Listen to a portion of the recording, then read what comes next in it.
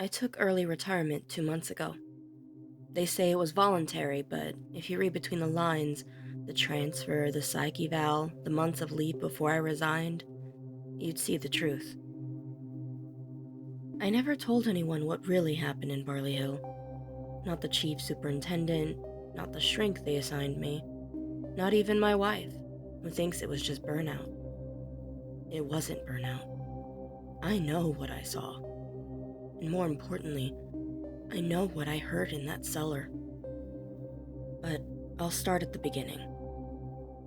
Barley Hill is a speck on the map in Northumberland. 2 rows of cottages, 1 pub, 1 post office, and fields that go on forever. The kind of place where time folds in on itself. I was stationed nearby in Hexham and sent out to assist local plod when a girl went missing. Her name was Abigail Shaw, 12 years old. Disappeared on a Tuesday afternoon between school and home. She should have walked back with her friend Lucy, but told her she was cutting through the woods to take a shortcut. Except there was no shortcut, just miles of dense forest and farmland. Her parents were frantic, understandably. I met them the night she vanished. Good people, salt of the earth types.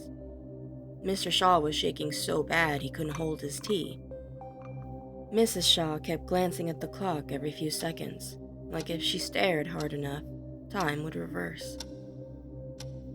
The Barley Hill constable, a man named Pritchard, was already out of his depth. No CCTV in the village, no reports of strangers, no signs of struggle. I took over coordination and brought in dogs and drones by the next morning. We combed every square meter of woodland for 3 days. Nothing. Not a footprint. Not a thread of clothing. She'd vanished like smoke.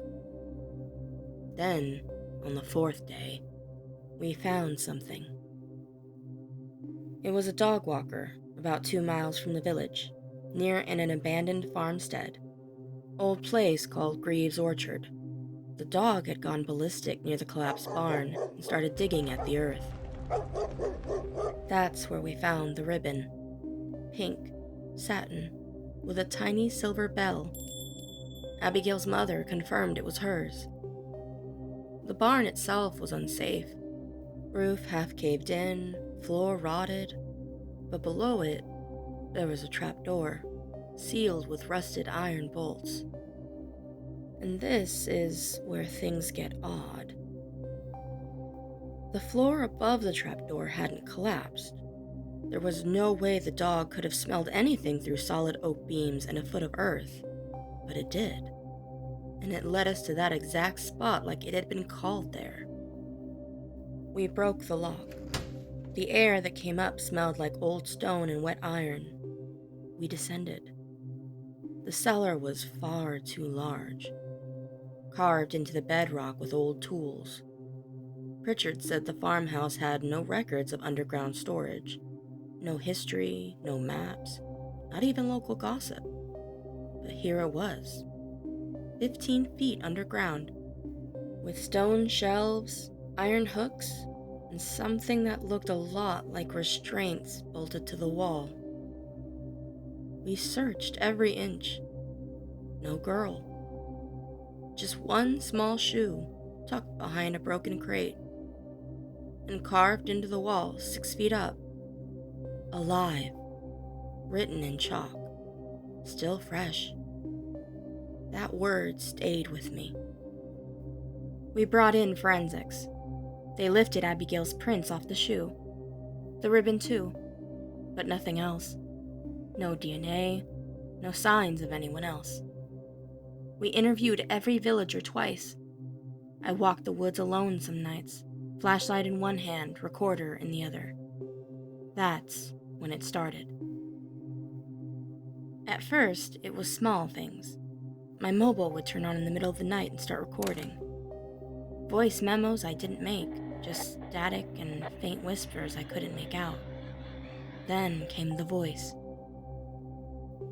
3 times over the next week, I woke to a faint knock on my guest house door at precisely 2:11 a.m.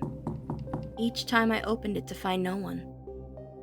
On the 3rd night, I stayed up and recorded the hallway. When I reviewed the footage the next morning, my stomach turned. At 2:11 a.m., the camera shook slightly, then captured my own voice, whispering, "She's in the orchard." Except, I never said that. I didn't tell anyone. Didn't want to be pulled off the case. Instead, I went back to Gray's orchard. Daylight this time. I paced the area around the barn. Found nothing. But the feeling, that pressure behind the eyes, that wrongness in the air, it stayed with me. The next night, I got a call. An old woman named Mags Willoughby. She lived alone at the edge of the village, nearest to the orchard. She'd seen something, she said. Her voice trembled over the line. 2 nights ago, she told me when I got there, I saw a girl running across the field. Did you recognize her? She looked like the Shaw girl, but she wasn't right. I frowned. Not right how?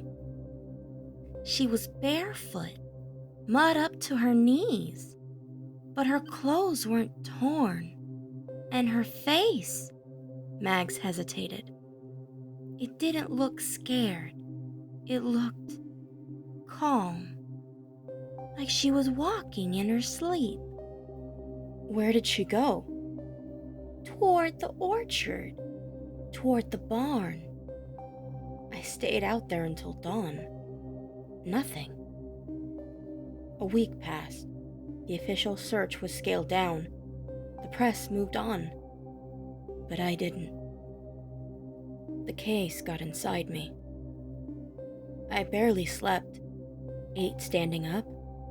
My wife said I talked in my sleep, muttering about cellars and chalk and ribbons. Then, one night, a storm rolling in over the moors, I returned to Greaves' orchard one last time. The barn was creaking in the wind.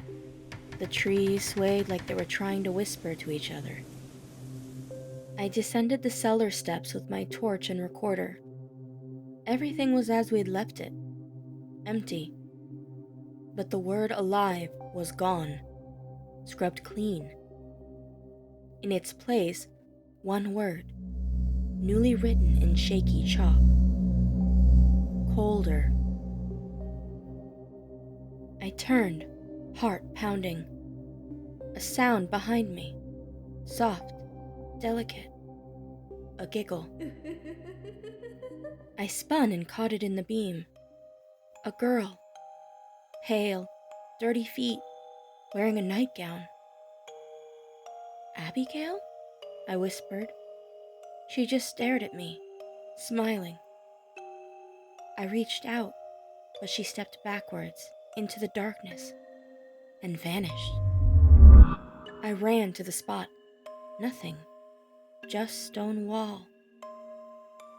I don't know how long I stood there, torch shaking. Eventually, I left. Didn't sleep that night. Didn't go back the next day. They found her 3 days later, wandering along the roadside near Hayden Bridge. Disoriented, clothes clean. No bruises, no injuries. Dehydrated, but otherwise unharmed. The doctor said she'd been fed recently. No signs of trauma. She didn't remember anything. She just kept repeating the same thing. The man in the cellar was nice. They assumed it was a coping mechanism, a way to process fear. But I knew better. I asked to see her one last time, off the record. I just wanted to ask a single question. I sat across from her in the hospital room. She looked at me calmly, swinging her legs off the side of the bed. Abigail, I said, Was the man in the cellar old or young?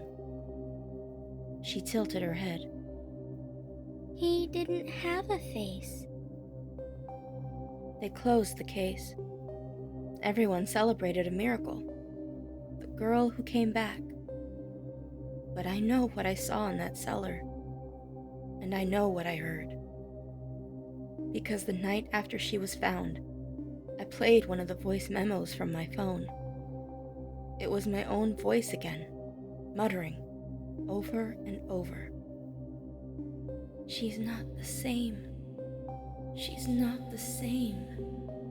She's not the same. Then silence. Then a child's voice. Soft, like it was speaking right next to the microphone. Neither are you. Thank you again to user Wisto for letting me narrate their creepy story from the r/creepypasta subreddit. I hope you all liked this audio retelling.